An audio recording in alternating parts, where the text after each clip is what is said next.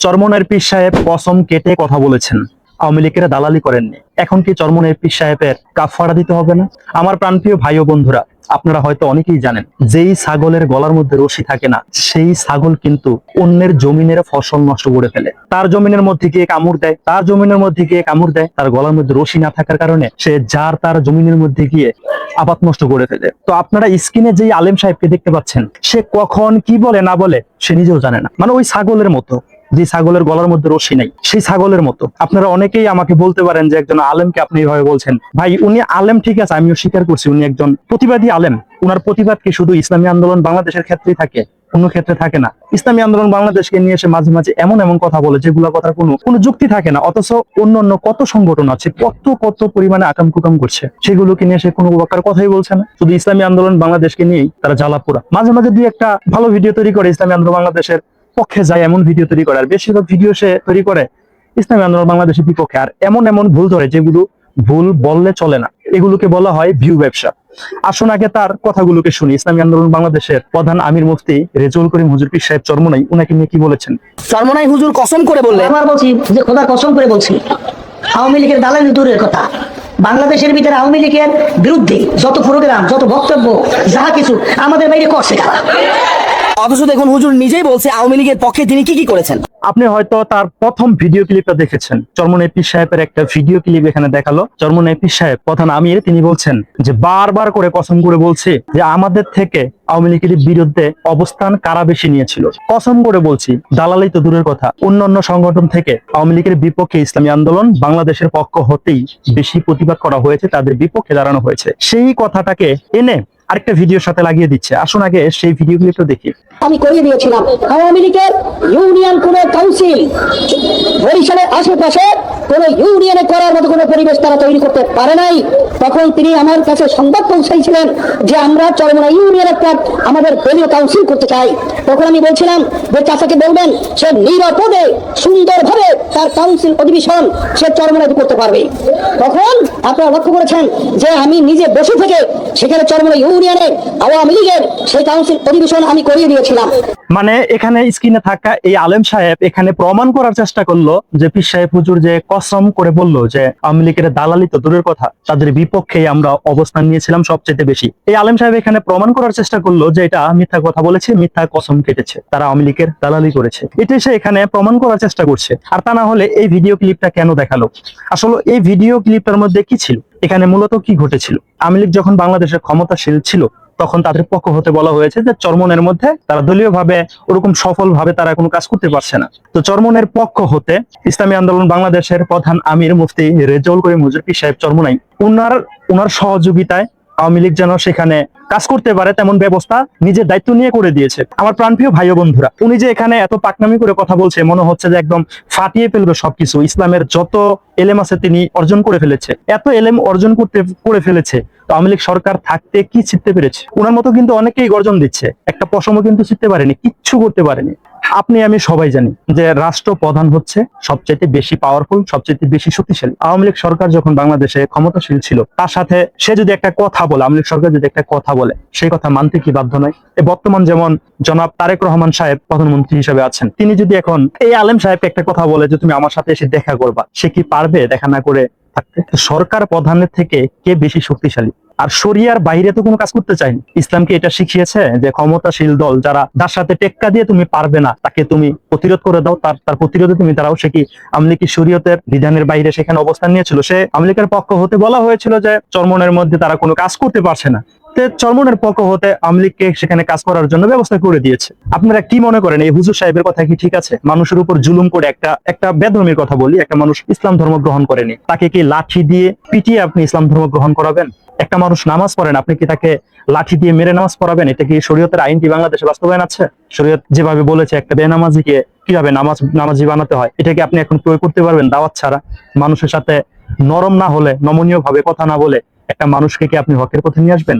এত পারেন তো আপনি যেমন বিরোধিতা করছেন, আপনার মতো তো অসংখ্য অগণিত আলেম ওলামা বিরোধিতা করছে, তো কি করতে পেরেছে তারা? কিছু করতে পেরেছে আজ পর্যন্ত? ইসলামী আন্দোলন বাংলাদেশে বিরোধিতা করছে, ইসলামী আন্দোলন বাংলাদেশের তো অনেক সফলতা আছে।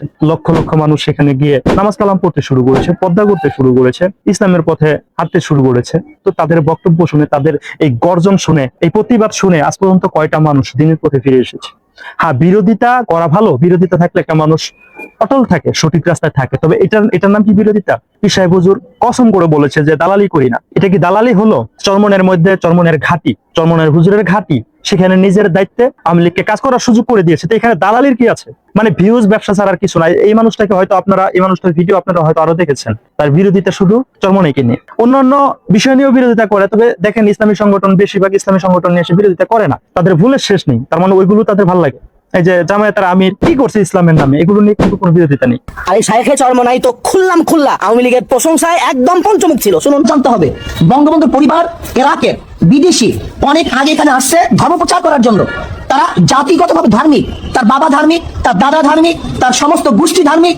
খোদ বঙ্গবন্ধু কে বলেছেন, এদেশের ডাকাতরা চোরেরা সবকিছু নিয়ে গেছে, কিন্তু ইমানদার লোক আমরা বেঁচে আছি। ইমানের সাথে তো চরমনাইয়ের পীর সাহেব হুজুর কসম করে এই কথাটা না বললেও পারতেন। তো এখন কি তিনি তার কসমের কাফারা দিবেন? জাতির কাছে আমার এটা প্রশ্ন।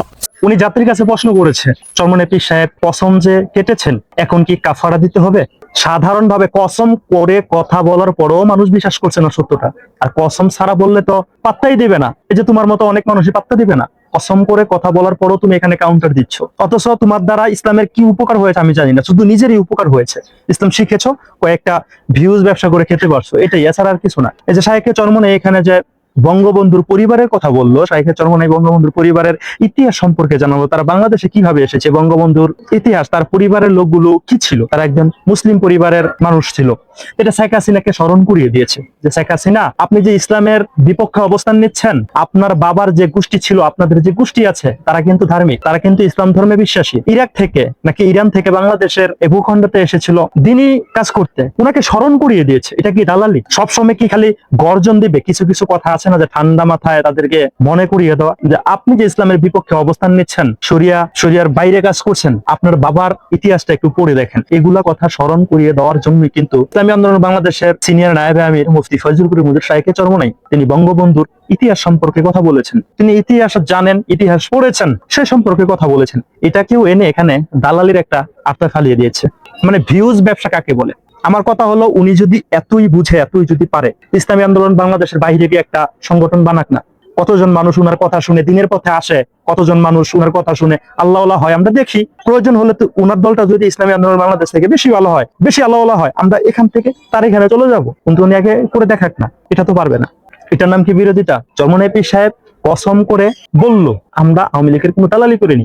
সে এখানে প্রমাণ করার চেষ্টা করছে ওই কসমের কোনো ভিত্তি নেই, দালালি করেছে, এটা প্রমাণ করার চেষ্টা। মানে মনটা চাচ্ছে কিছু বলি, কিন্তু কিছু বললাম না। আমি অনেক ভিডিও দেখেছি ওনারা শুধু খাউজানি আর চুলকানি ইসলামী আন্দোলন বাংলাদেশকে নিয়ে, অন্য বিষয় নিয়েও কথা বলে, কিন্তু ইসলামী আন্দোলন বাংলাদেশকে নিয়ে একটা ইসলামী সংগঠন হিসাবে সে বেশি বলে। মানে অযথাই বলে, যেগুলো কোনো প্রয়োজন নেই। শেষ কথা একটাই বলবো, যেই ছাগলের গলার মধ্যে রশি থাকে না, সেই ছাগল যার তার জমিনের ফসল খেয়ে নষ্ট করে ফেলে। তার গলার মধ্যে কোনো রশি নেই, তার কোনো তরিকা নাই, তার কোনো সংগঠন নাই, তার কোনো কিছু নেই, যে কারণে যেখানে সেখানে গিয়ে মুখ দিচ্ছে শুধু ভি ব্যবসা করার জন্য, আর কিছু না। আমি কিন্তু ওনাকে ছাগল বলিনি, মানে একটা উদাহরণ দিয়েছি। যে ছাগলের গলার মধ্যে রশি থাকে না, সেই ছাগল মানুষের ক্ষতি করে। উনি ক্ষতি করছে। আবুল আলা মওদুদির কত ভ্রান্ত আকীদা আছে, এগুলো নিয়ে কথা বলছে না, এগুলো তার কাছে পছন্দ।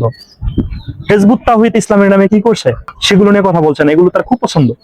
ইসলামী আন্দোলন বাংলাদেশ কি করেছে এটা নিয়ে বলছে, হেফাজত কি করছে এটা নিয়ে কথা বলছেন। আল্লামা মামুনুল হক সাহেব মেয়েদেরকে সামনে রেখে মিটিং মিছিল করছে, এটা নিয়ে কিছু বলছে না। এগুলো নিয়ে কেন বলবে? তার তো সেগুলো নিয়ে সমস্যা নাই, তার সমস্যা হচ্ছে ইসলামী আন্দোলন বাংলাদেশকে নিয়ে। তো এর মতো অনেকেই বহুত আগের থেকে ইসলামী আন্দোলন বাংলাদেশের পা ধরে টেনে নিচের দিকে নামানোর চেষ্টা করছে, চালিয়ে যাচ্ছে, কিয়ামত পর্যন্ত চালিয়ে যাবে। আল্লাহর রহমতে কিছুই হবে না। যদি কিছু হতো, আল্লামা দেলোয়ার হোসেন সাঈদী যখন টেনেছিল পা ধরে, তখনই হয়ে যেত। আল্লামা দেলোয়ার হোসেন সাঈদী যত টেনে কিছু করতে পারেনি, এর মতো নামদারি কিছু আলেম আসলে কিছু করতে পারবে না। কারণ যখন থেকে বিরোধিতা শুরু হয়েছে তখন থেকে মাঠ ছিল একটা, এই বিরোধিতা করতে করতে এখন মাঠ হয়ে গিয়েছে 6টা। তাহলে বিরোধিতা করে লাভ হলো? যখন থেকে বিরোধিতা করতে শুরু করেছে তখন জায়গায় ছিল শুধু চরমনাই, এখন পুরো বাংলাদেশের আনাচে কানাচে সব জায়গায়। তাহলে বিরোধিতা করে লাভ কি? বিরোধিতা করলে বিরোধিতা করার মতো করার দরকার, সত্যকারের তথ্য দিয়ে। এখানে ইনি যে সত্য তথ্য, মানে যে সমস্ত তথ্যগুলো দিয়েছে, এগুলো তো কোনো সত্য মানে এগুলো কোনো ভিত্তি নাই। 3 ধরনের 3টা বয়ান এনে একসাথে করে দিয়েছে, মানে প্রমাণ করার চেষ্টা করেছে পীর সাহেব চরমনাই মিথ্যা কথা বলেছে, দালালি করেছে। অথচ উনি কসম করে বললো যে আমি দালালি করিনি, মানে মিথ্যাবাদী প্রমাণ করার চেষ্টা করেছে। তো উনার এই সমস্ত গাউজুরি কথা, এই সমস্ত ভণ্ডামি, এগুলো দেখে মানুষ কখনো বিভ্রান্তকর হবে না। সবাই ভালো থাকবেন, সুস্থ থাকবেন। আর আপনি ওনার কথাগুলোকে কিভাবে দেখছেন কমেন্টে লিখে জানিয়ে দিবেন।